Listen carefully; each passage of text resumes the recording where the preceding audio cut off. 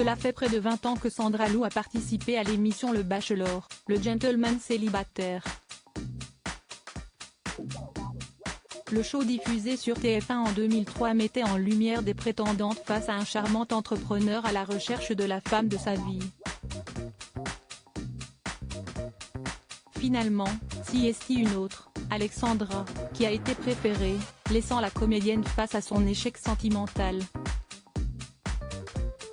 Depuis, elle s'est construite une carrière d'animatrice et comédienne, et est devenue maman d'une fille, Lily.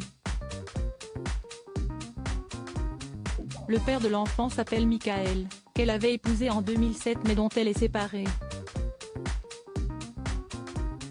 En 2021, elle a retrouvé l'amour auprès d'un certain Amaury et semble nager dans le bonheur depuis.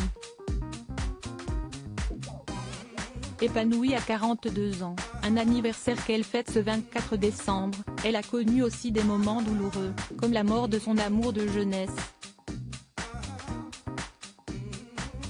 C'est en 2015 que Sandra Lou fait cette confidence. Engagée dans la lutte contre le cancer à travers un livre dont les bénéfices ont été reversés à la lutte contre ce fléau, Finger in the Nose, elle avait expliqué à Télé Loisirs l'origine de sa motivation. C'est un sujet que je ne connais que trop bien. L'un de mes amours d'adolescente a été atteint par cette maladie à 14 ans. Il est parti 10 ans plus tard.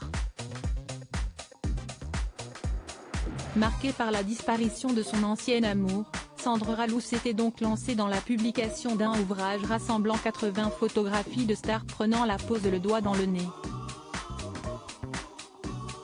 Parmi celles-ci, se trouvent Alexandre Astier, Michel Larocque ou encore Florent Manodou. Pourquoi ce geste enfantin? Parce qu'un jour, on réussira à battre le cancer les doigts dans le nez. C'est l'objectif de ce livre caritatif qui a permis d'aider les associations Tout le monde contre le cancer et Sur un lit de couleur ainsi que la recherche de l'Institut Gustave Roussy.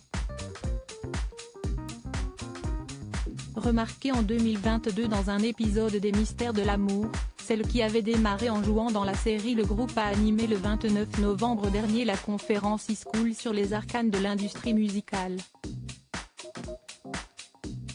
Un milieu qu'elle a connu personnellement, puisqu'on lui doit la reprise de Banana Split en 2003.